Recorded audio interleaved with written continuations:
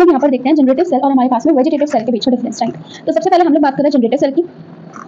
तो हमने अभी पीछे देखा ये 2 सेल स्टेज वाला 3 सेल स्टेज वाला मैं बना रही हूँ, ठीक है। तो ये क्या है हमारे पास में वेजिटेटिव सेल और ये हमारे पास क्या है जनरेटिव सेल है, ठीक है, जिसमें हमारे पास कितने थे 2 न्यूक्लियस थे। ये मैंने क्या बनाया है 3 सेल स्टेज बनाया, ठीक है, 3 सेल स्टेज जो है मैंने इसमें ड्रॉ करी है।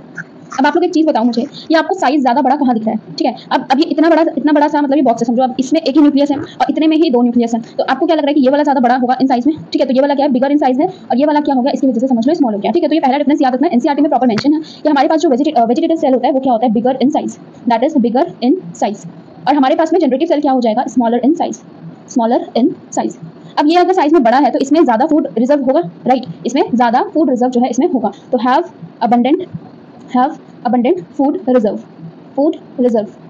एंड क्या होगा large irregularly shaped nucleus, ठीक है, शेप न्यूक्लियस। अब बात आती है अब हम ये डिफरेंस को कैसे याद करें। तो आप एक चीज समझ जाओ कि वेजिटेटिव सेल क्या है साइज में बड़ा है, साइज में बड़ा होगा तो ज्यादा फूड मटेरियल आएगा। अब जो चीज बड़ी होती है, राइट, अब सपोज यहाँ पे क्या है कि ये इसका जो साइज है, ठीक है, वेजिटेटिव सेल का वो बड़ा है, तो इसके अंदर जो न्यूक्लियस है वो और मस्त तरीके से शेप लेकर के बैठा होगा, ठीक है, क्योंकि अगर वो एक छोटी सी स्पेस में बैठा हो तो उसको एकदम अपना शेप भी फिक्स करना पड़ेगा। बट आप ऐसा समझ लो कि इसका जो सेल का साइज है वो बड़ा है तो वो इरेगुलरली कैसे भी तरीके से बैठा हुआ है, तो उसका क्या है इरेगुलर शेप का न्यूक्लियस प्रेजेंट होता है इसमें वेजिटेटिव सेल में, ठीक है। इस तरीके से हम याद कर सकते हैं। आता है जनरेटिव सेल।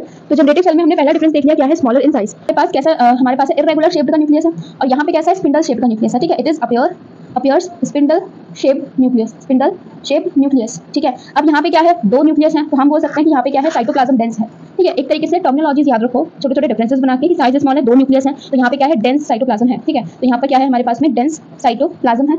और हमारे पास ये जब ये वाला जो जनरेटिव सेल है जब ये हमारे पास क्या होगा डिवाइड होगा, राइट, कि ये हमारे पास जो जनरेटिव सेल है जब ये डिवाइड करेगा, जब ये डिवीजन करेगा, ठीक है, जब ये डिवीजन करेगा तो हमारे पास ये क्या फॉर्म करेगा 2 non motile male gamete, 2 non motile male gamete जो है ये फॉर्म करेगा, जो कैसे होंगे अलग अलग साइज के होंगे, दैट इज अनइवन साइज, ठीक है।